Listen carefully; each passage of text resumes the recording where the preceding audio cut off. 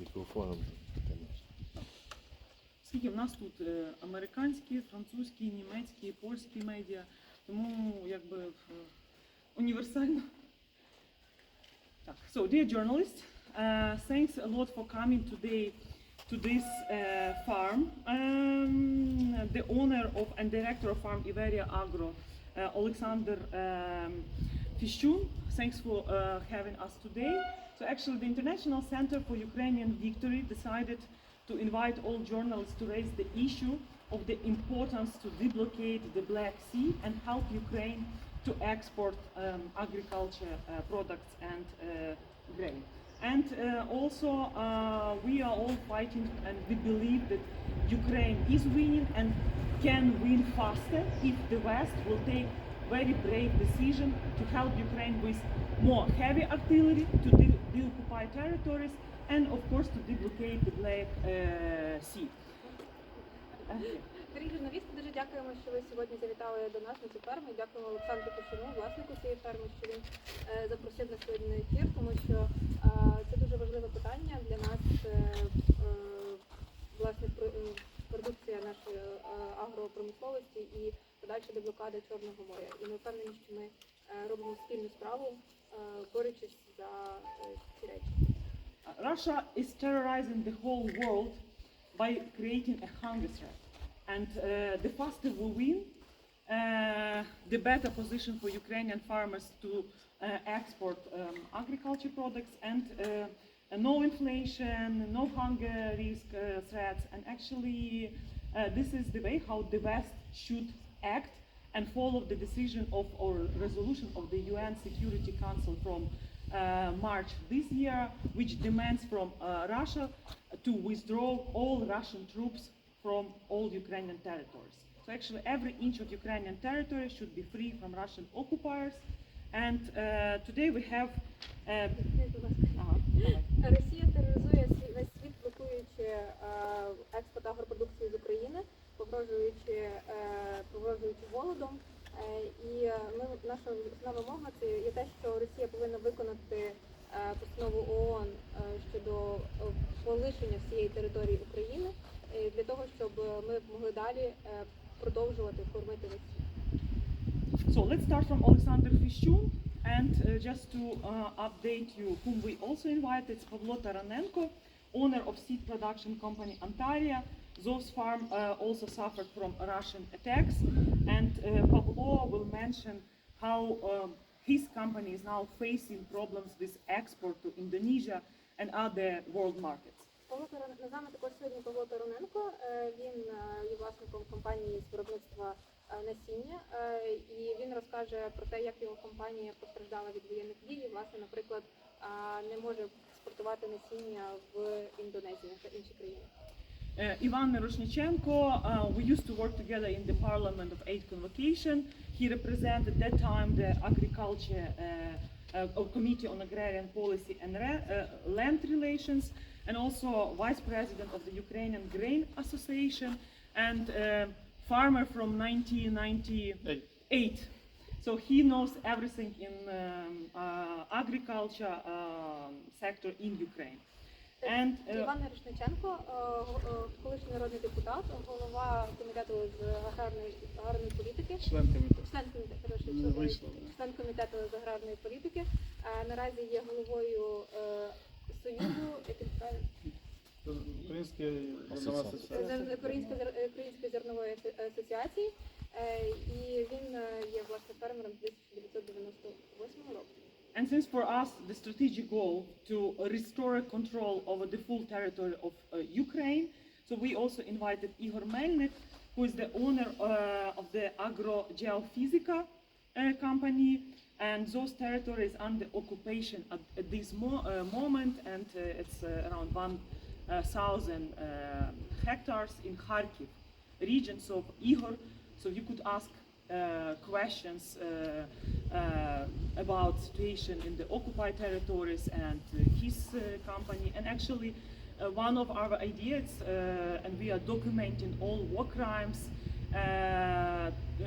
to fight for international tribunal and reparations in the future, which is important for justice And of course, people like Ihor, they will demand from Russia to compensate all losses, which is really important for our national interest. Оскільки ми боремося також за деокупацію всіх наших територій, в нас сьогодні гостем є пан Ігор Melnyk, він є власником компанії Agrogeofizika. Шниченко, Мельник. Мельник. Майже по змісту те саме. Він є власником фермерського господарства, яке на окупованих територіях Харківської області, більше 1000 гектарів землі наразі.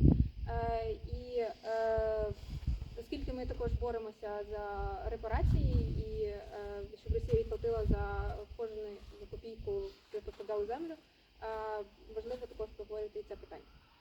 Олександр, де ми зараз знаходимося? Ближче так. Дайте в руки. Чи Добрий тут день таку... всім. Зараз ми знаходимося у нас на підприємстві. Бачимо, що відео залишилось. Це Київська область, Броварський район, село Шевченкове. Наше село, наша територія, наша база була під окупацією з 8 березня по 30 березня. Все, що буде. Hello everyone. Here we are on the leftovers of our farm. This is Shevchenko village, Brovary district, Kyiv region. This village was occupied from 8th of March till 31st, По 30 till 30th of March.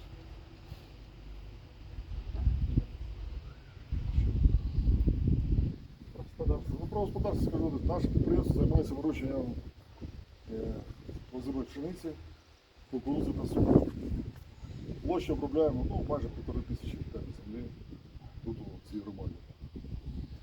На підприємстві працює близько 16 чоловік. До війни, можна сказати, підприємство було, наша база була одна з найкращих в районі.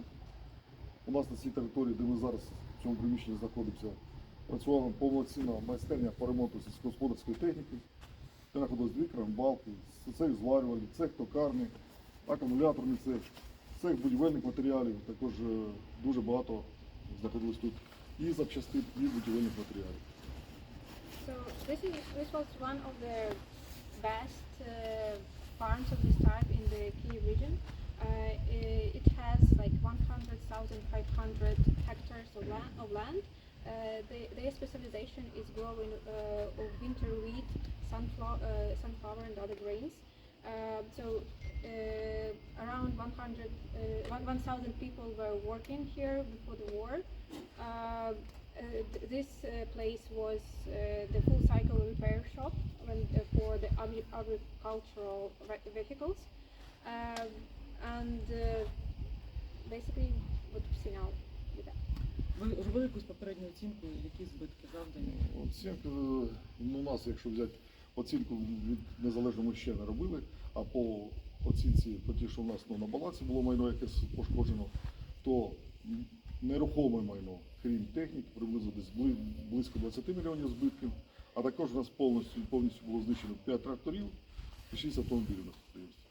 So they have not yet made a full evaluation of damages. So just the book value of the real estate, of this real estate is 20 million hryvnia, which is approximately, how much in dollars? It's like 5. По курсу 750 плюс трактори, це буде десь на $1,500,000. For real estate plus 5 tractors that were destroyed and other vehicles. $1 million тут. At least, so the damage is at least $1 million. І за що я що розповісти? Війна почалась 24 лютого, ми повинні були виходити у поле, підкормлювати озиму пшеницю. У нас стояв автомобіль МАЗ загружений з сульфатом амонію, який ми повинні були вносити на наступний день в полі, але спочатку війни не виїхали в поле, а після того, як корки зайшли, вони забрали цю машину з добривом, затягли в сусіднє село, розкомплектували її, а також спалили її повністю. І от якщо взяти по озимій пшениці, у нас 220 гектарів постійно озимини, то урожайність, я бачу, вже ми жнива ще не почали, бо погодні умов не дають. Але думаю, днів 2, 3, 4, 5 ми почнемо жнивувати, то урожайність буде знижена, ніж порівняно з минулим роком, відсотків на 30-35. Так як не підкормили вчасно після зими. So on 24th of February, when the war has started, they were about to go to the fields and feed the winter wheat. They had like already trucks loaded with fertilizers, but the Russians stole this truck. They stole all the fertilizers and then blow up the truck in their nearby village. So they could not properly feed the field. So there is a field around 220 hectares of the wheat, and because they could not fertilize it on time and properly, they expect that the harvest would be like 30-35% lower than they expected. Також на наших полях, на всіх полях, там де озимна посіва була, там де було підготовлено ґрунт до посіву ярих культур, велися активні бойові дії. Є навіть на невеликих полях, які там є площею по 30 гектарів, то вирви від прильотів снарядів були в кількості до 30 штук на одному полі. І також вся озимина була з'їжджена ворожою бронетехнікою, і скрізь були розкидані ящики снарядів. So lots of the fields were destroyed with Russian military vehicles of different types. So several fields with winter wheat, or some fields where they were preparing to seed, they were damaged with the shelling. So they're like even the small fields of 30 hectares, they have this holes from the shelling, so they're impossible to work there. На жаль, коли ми хотіли виходити в поле вчасно для посіву навіть і ярих культур, то ми не могли вчасно вийти за те, що в кожне поле ми облітали дронами за допомогою ЗСУ, МЧС, добровольчих батальйонів. Також, якщо вони щось бачили на полі, якусь вирву, десь якийсь снаряд, то ходили з металошукачами, з міношукачами, обходили кожне поле. Потім, після того, я сам власно об'їжджав автомобілем це поле, і після того входили трактори у роботу до весняно-польових робіт для небезпеки. So they couldn't start the seeding season on time because every time before going to the fields, they have to ask military to put on the drones to look at the field to see whether there is some signs of shelling, or whether there are like pieces of rockets or missiles there.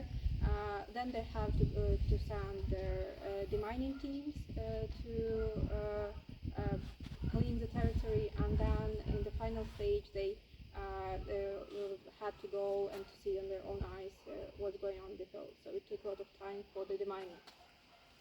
В зв'язку з цим усім весняно-посівна роботи почались пізніше, десь на 10-15 днів. Запізнилися ми з посівною компанією, що також, я думаю, що потім осінню, якщо будуть ранні заморозки, то буде недоотримання врожаю, то заплановано, які планували отримати з даних полів. So the spring seeding season was late because of that for 10-15 days. That means that autumn harvesting season will get less crops than expected.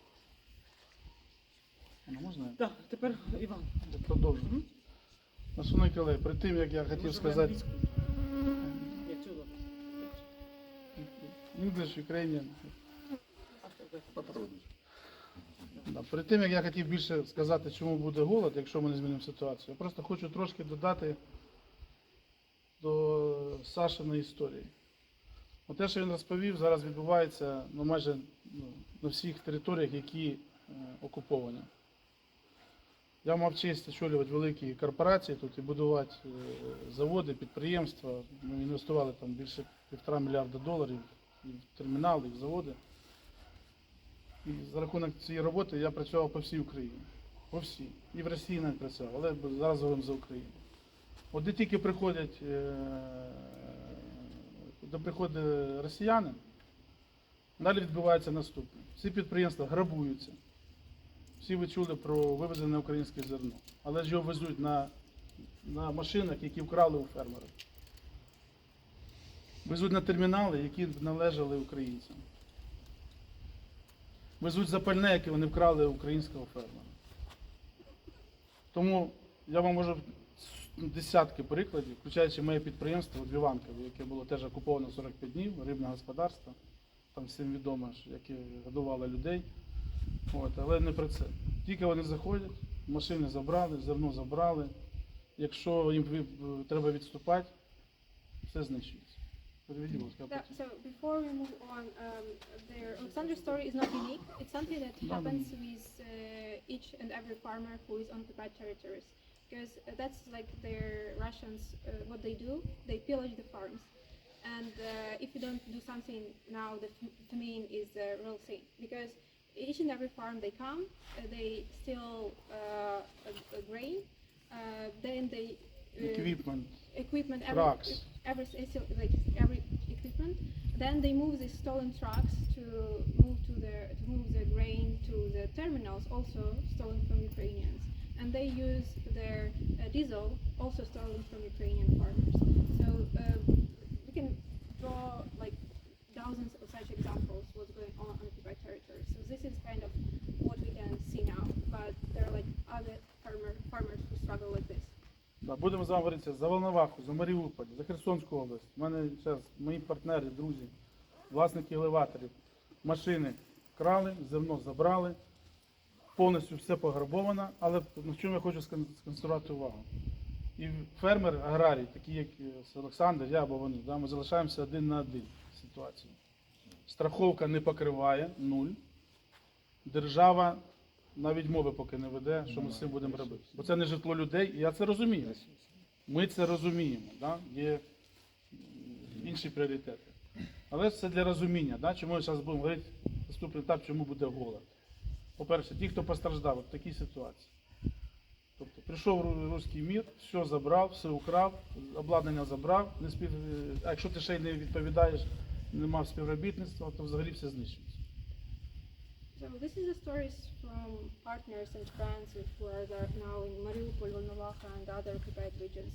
So the Russians pillage everything, they steal everything, and this is like they are creating the famine. Their problem for the farmers is that these cases are not covered by insurance, and the state doesn't give any compensations for Direct loss. For direct losses, because they say we need to compensate and give money to the people to rebuild their housing. So they, so their farmers are alone with that problem, and even if, especially if they do not cooperate with Russians, they become even more violent. Тепер, що я хотів сказати, чому буде голод? Як уникнути? Він вже, Що треба? якщо ми нічого не змінимо, чому буде голод?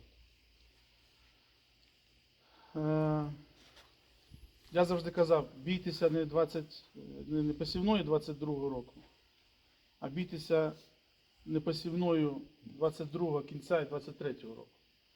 Тому що, як ви знаєте, всі аграрії, ми всі все посіяли в цьому році. Всі.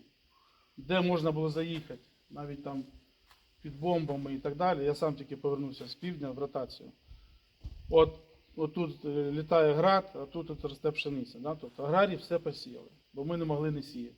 Ми були готові, і це в генах аграрія, він вийшов в поле, все засіяв. Тепер нас чекає урожай в 65 мільйонів. Плюс-мінус. So, the thing why is the famine is a real thing. He said that he always says that we should be fearful not of the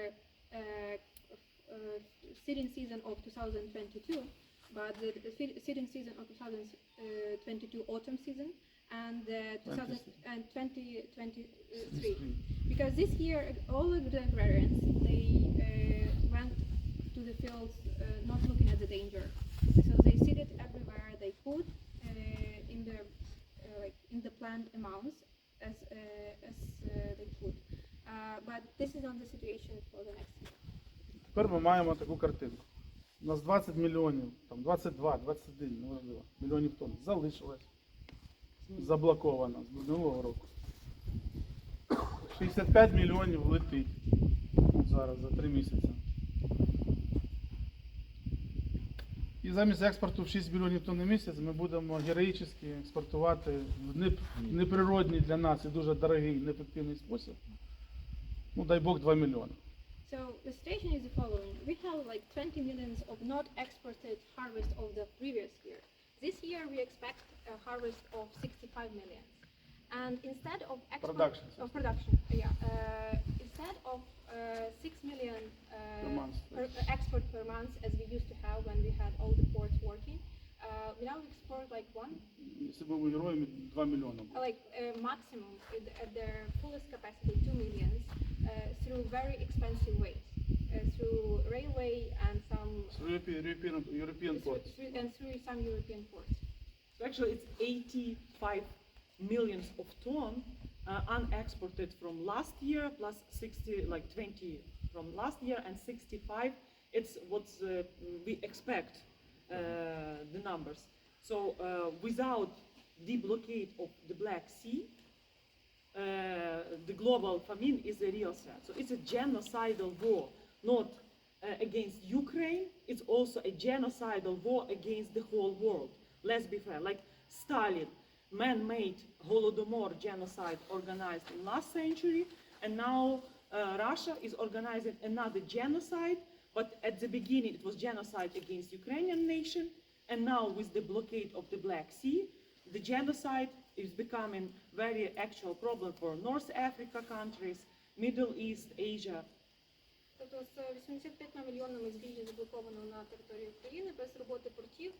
Фактично ми маємо геноцид не лише щодо українців, але й щодо решти світу. І це фактично такий сталінський рукотворний геноцид, який Росія зараз створює проти мільйонів людей. А тепер ключові цифри, чому буде голод, якщо ми нічого не змінимо. За рахунок цієї ситуації, наприклад, ціна пшениці в світі зараз $430, в Україні 100. So now numbers. The price of the wheat on the international market is $430 В Констанці in Constance. або у Франції. У нас 100. And in Ukraine it's 100. Чому?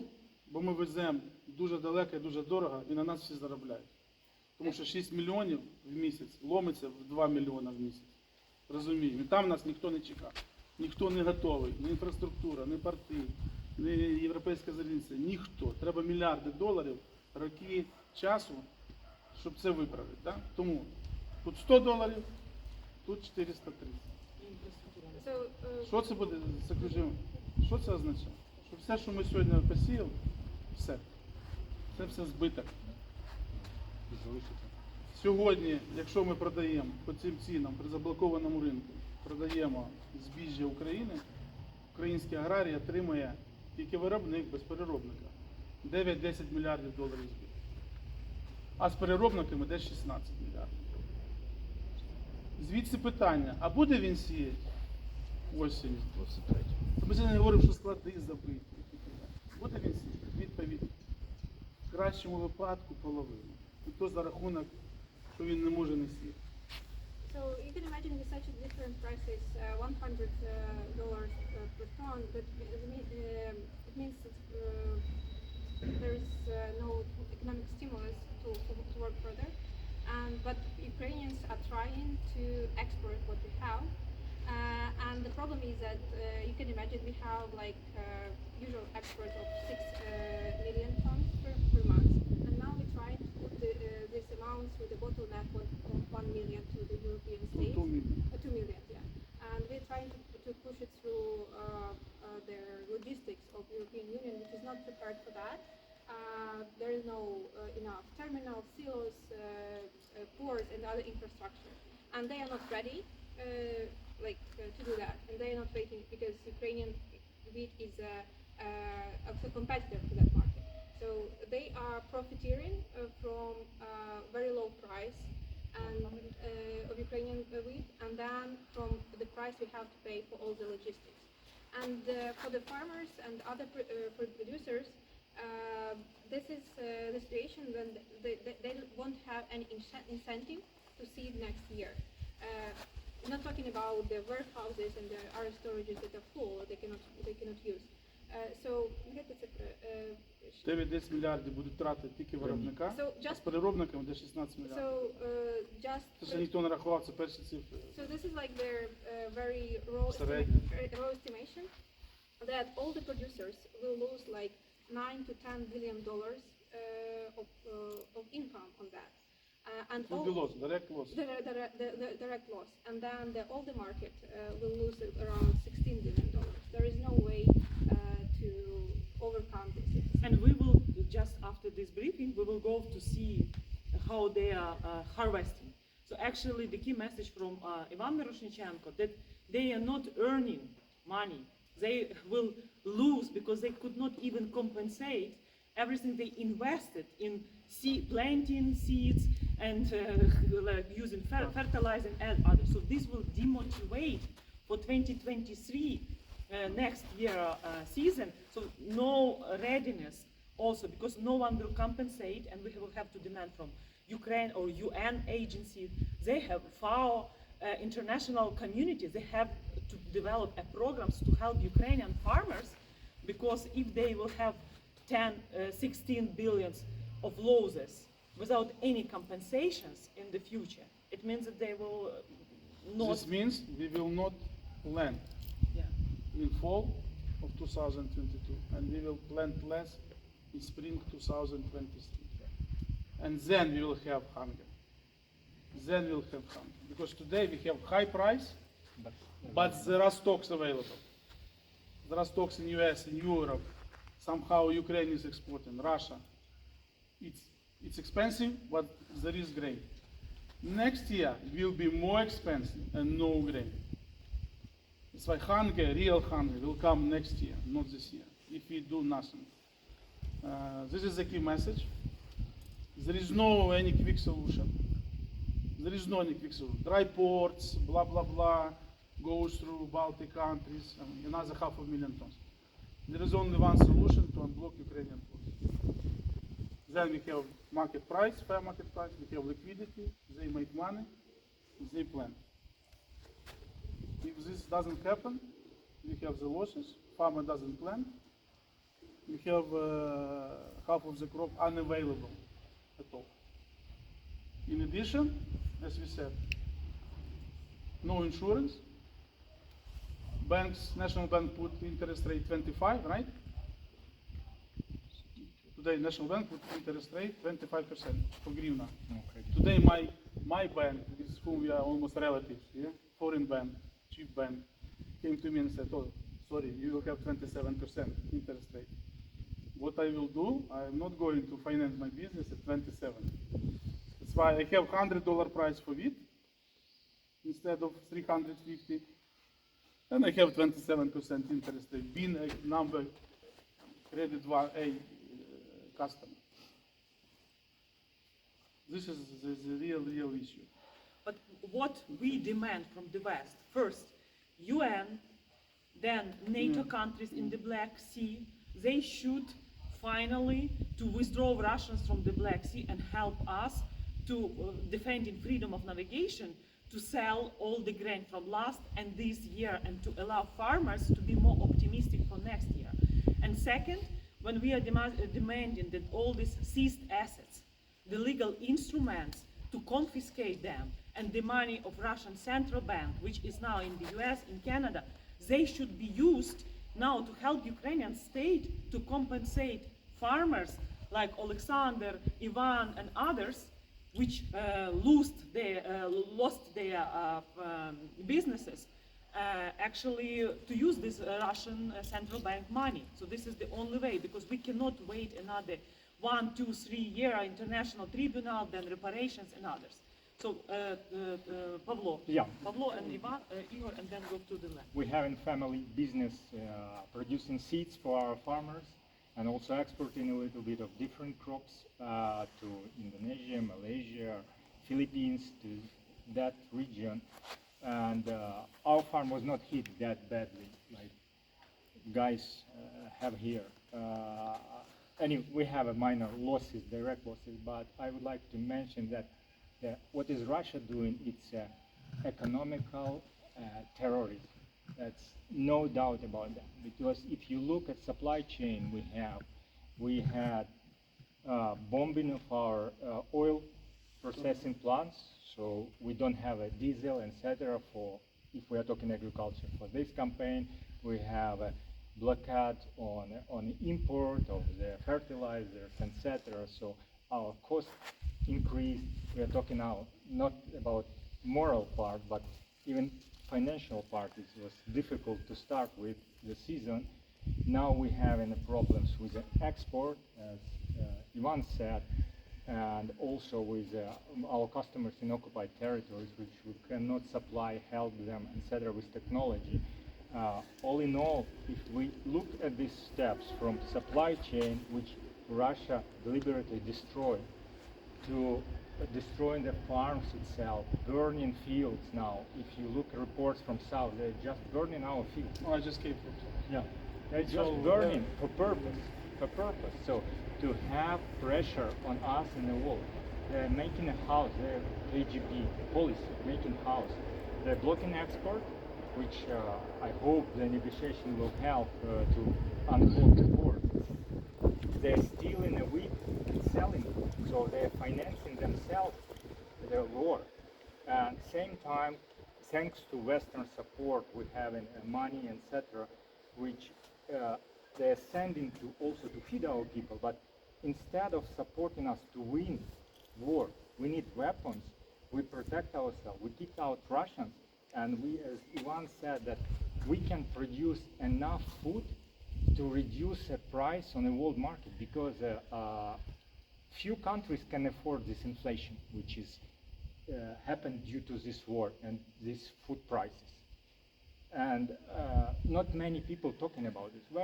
Why food is growing, the price is going up? It's because of Russian invasion. Yeah, we disbalance 40-50 million ton supply On the first night, the first bombs landed in Ukraine, prices jumped 45%. Yeah. So if the world support us with to help to win, we immediately become again a food basket for Europe and also for Africa, for Far East, and also the Russians doing it. For instance, in my case, they're cutting us from the market, and Ukraine losing markets, and we've been reliable supply for many countries. If Africa will face a famine, or other countries will face famine, you know, especially European countries, what happens? You will have problems with immigrants. You will have a lot of people starving, and they would not have a choice just to look where they can find a place where they can survive. And it will be another spike of the inflation, social charges for your economies. So it's not about only Ukraine. You can leave us alone, yeah, we can be defeated. I'm sure we will not, never, because the spirit of fighting in Ukraine, you see, more than 90%. So we really need a help to keep out Russians from our land. Rest, Ukrainians showed for 100 years. We can grow, we can feed, we can export, that's not the problem. So our message is let's unite and do what we're supposed to do, is to end aggression and to seize our land. Thank you, Pavlo and Ihor. Our Ну, я Мельник Ігор, власник мого дочірнього підприємства Agrogeofizika, яке я купив 2 роки назад, якби на сході України, це Балаклійський район, зараз біля траси Харків-Ізюм. Моє село перебуває на сьогоднішній день, якби моє господарство і мої землі перебувають на лінії вогню. Це фактично заміновані і щодня бомблені або ракетними авіаударами, або будь-якими СЗО там щодня. Ну, вчора, буквально вчора тільки не бомбили. Тому з приводу землі я не уявляю, як це, як Іван правильно говорить, який в нас гевноплав. Тому я не знаю, яким чином на протязі наступних навіть 4 років я зможу підтримати ці гектарі, щоб розмінувати будь-якими там фінансами. Це фізично дуже важко, оскільки без знову ж таки зовнішньої допомоги, які заявляють деякі країни щодо обладнання для розмінування, фінансів для розмінування, тобто для ведення рекультивації, ведення цієї території, цих полів в експлуатацію, це буде без зовнішньої допомоги світу, якби буде складно, наприклад, для мого господарства. So Ihor Melnyk, he is owner of agricultural company Agrogeofizika. So he bought this company 2 years ago. It's situated on the eastern Ukraine, Kharkiv region. So actually, this is the area of heavy fighting, Izum district.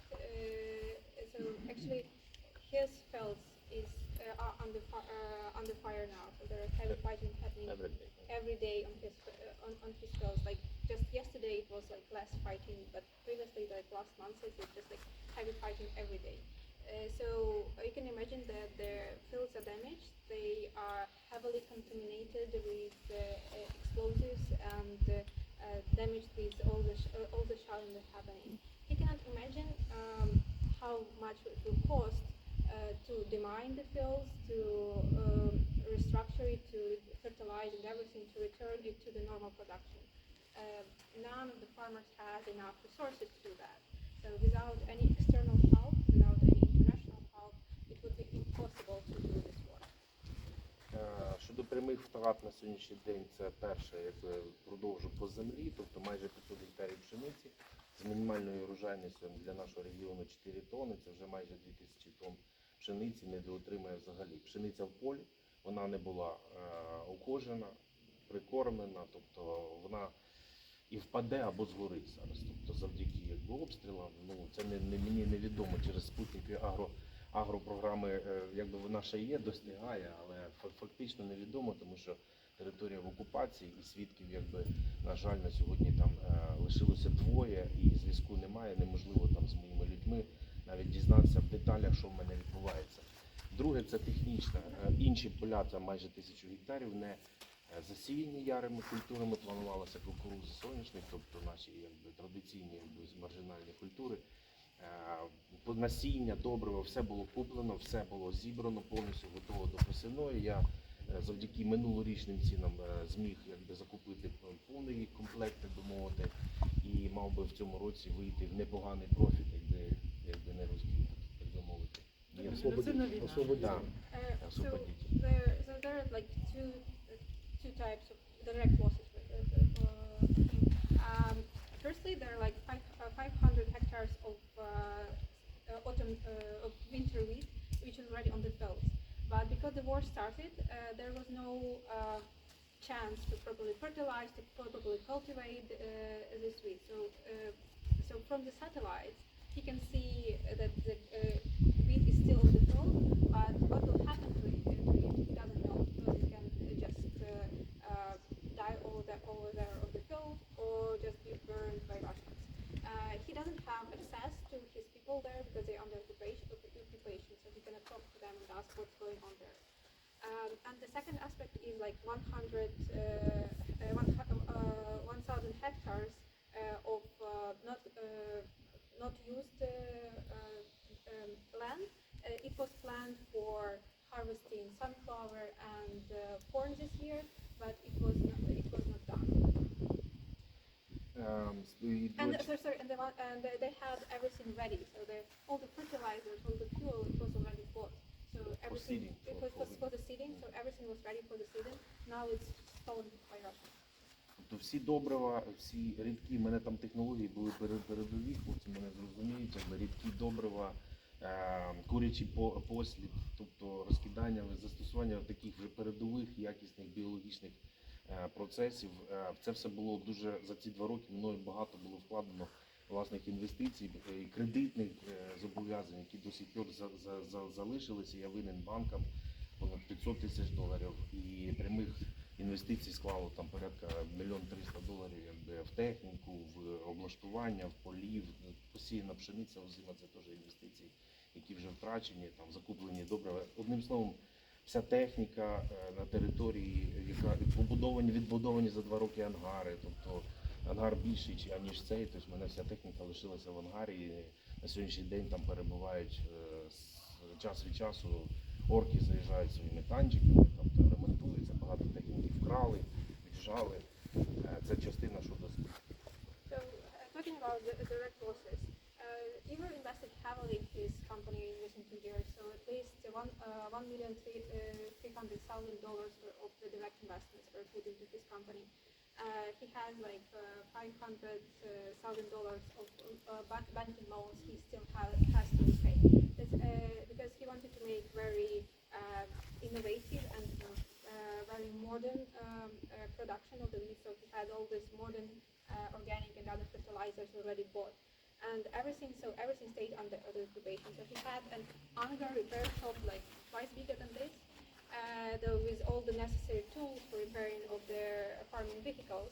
And now it's used by Russians to put their tanks, their other machines to repair them, to store them in his hangars. So actually he expected to finally profit, to receive profit this year after all this almost $2 million investment in everything. Наші на сьогоднішній день, мої на сьогоднішній день дії, це пошук, ясно, перше, пошук компенсації або сатисфакції цих втрат з країни-агресора, маючи там першу свою освіту юридичну, адвокатську, маючи так своїх колег.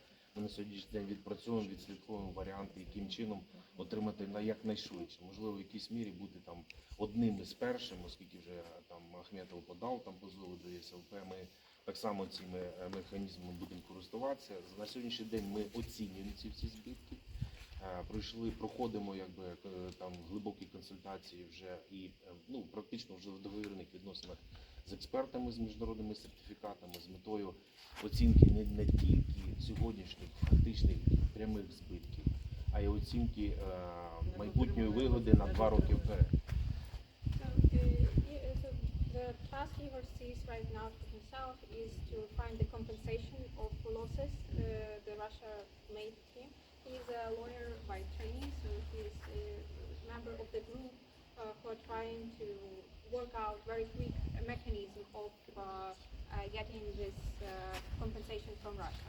So there are several Ukrainian companies who already done that, but they want to be like the first ones from the agricultural sphere who will do that, and they aim not just for compensation of the losses already done, but their not received income for the next 2 years at least. And there is one precedent when Ukrainian bank, Oshad Bank, suing Russia in international court for the losses they received due to the Russian occupation of Crimea, because they don't have access to the Oshad Bank offices there. So they won the case in France, and Russia has to compensate $300 million of US dollars. Actually, Ihor and other representatives of the agriculture sector, now they are practicing the mechanism of international law to sue Russia as an aggressor state to compensate during the war for everything people. So journalists, do you have any questions to our speakers? Because we have second part also of our today visit. So first is here with briefings, when you have now better understanding of the situation. And please your questions, and after we will go, it's 4 kilometers from here to see Wheatfield and Russian tank destroyed by Ukrainian powerful armed forces. Якісь питання Пане, нема? Так. Якими? Може, Іван, ви ставите. Дивіться, ціна космічна. Ціна космічна. Якщо взяти азотну групу, то навіть з високими цінами минулого року ще плюс 30%, да, мені здається. А може і 40, да. Мінус Сєвєродонецький азот. Наявність зараз трошки легше, бо міжсезоння, але на осінь, я думаю, буде дефіцит, як завжди. І там, ви знаєте, з одним медом у нас є проблема, да? Це сам виробник, тобто висока концентрація в руках одного, там, або півтора гравця, скажімо. Ну, те ж саме покоління, добре. Що стосується книг, їх просто, не просто дорого, їх ще й нема. Да? Якщо азотна група у нас є, то калійні добрива і складні добрива нам треба імпортувати повним ходом. А імпортувати Білорусію, звісно, ми не імпортуємо. Морем ми не можемо, тому знову всі їздять по Європі, шукають, як туди зерно, а назад щось привезти, да? На обратному ходу. Всі ці упражнення закінчаться тим, що дешевих добрив не буде і буде дефіцит. Космічні ціни, дефіцит. Да, при Нема пшениці доступу. $100, якщо буде експорт закритий. Да. Тобто, ну, як я сказав, будуть збитки, тобто колосальні збитки. Олександр Фishchun, колеги на тлі нинішніх всіх проблем говорить про те, що багато аграріїв будуть міняти сіли зміну, будуть насичувати культури, які підуть на внутрішній спожиток, і взагалі якась локальна така, можливо, переробка буде працювати, бо, ну, пропустимо там найгірший сценарій, і там порти не розблокують, і все рівно якось нам треба розуміти. Дивіться, це рано говорити. Звісно, зміни будуть. Але найбільше питання, чи буде він сіяти, цей аграрій наш. Да? Чи буду я сіяти, Саша буде сіяти, Ігор буде сіяти. Я вже не сію. Він вже не сіє. Да? Тому що сіяти при збитках там 15-16 мільярдів, ну, досить складно. Да? І поки що ситуація не покращується. Звісно, будуть певні виробники приймати рішення ті якісь нішеві історії, як ви кажете. Ті товари, які будуть мати легшу логістику або внутрішній ринок збуту. Да? Але ну, мій досвід показує, якщо всі йдуть в ту сторону, треба звідти повертатися. Да? Щоб не було так, що ой, ми всі зараз почнемо просто сіяти, да? Або, там, або гречку. Зараз насіємо гречки і все буде добре. Тому на цю тему рано говорити. Найбільш важливе питання, чи Україна буде приймати участь в посівній кампанії хоч на 50%, чи не буде. А це десятки мільйонів тонн, які мають бути на зовнішньому ринку. Те, що ми говорили, голод і так далі. Переробку не надійтесь, переробка за один день не будується. І я Тим хотів більше би зараз додати фінанси до, на переробку. додати до Івана, так би мовити, аргументів щодо посівної наступної чи після наступної питання буде складських приміщень. Тому що при всіх навіть якихось цінах, якихось логістиках і так далі, якщо складських приміщень не буде, то точно ніхто не буде сіяти. Неважливо, яку культуру. Тобто тут є ще такий bottleneck, який ми не знаємо, як вирішити. При заблокованому експорті у нас дефіцит складських приміщень десь 15 мільйонів тонн.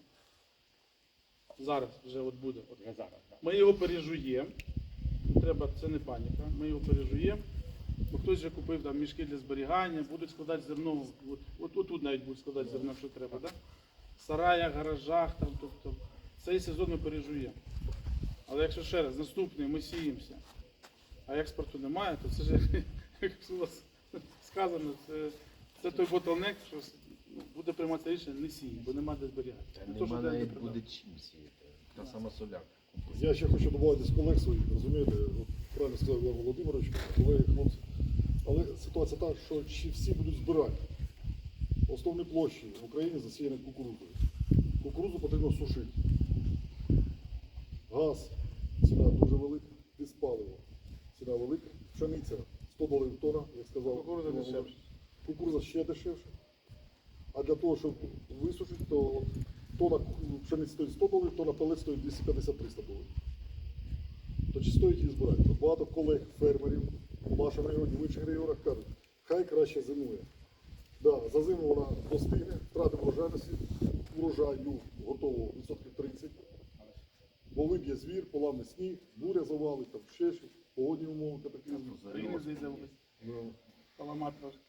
з весною, коли змолотимо, ґрунт підготовлений не по технології, посіємося невчасно, і на наступний рік буде ще більша продовольча криза, ніж у цьому році. Треба боятися голоду не в цьому році. Бо в цьому дорого, але є. А в наступному буде дуже дорого і не буде. до речі, говорить про те, що треба вивчати технологію перезимівлі соняшника, що взагалі для нас не таке, а в тому саме На кожен кошик треба кульочок такий прив'язувати, і тоді він перезимує, щоб не висипався. Так, колеги, всім дякуємо. Більше питань, розумію, немає. Тоді давайте тут дознімаємо там 5 хвилин, так? І сідаємо в машину і їдемо на поле. Дивимося за пшеницю, дивимося пташки вбити, дивимося розвалений міст. Розвалений міст, поїде були, і їдемо туди. Хто ще хоче підійти, хто записує журналістів? Цей журналіст експерт.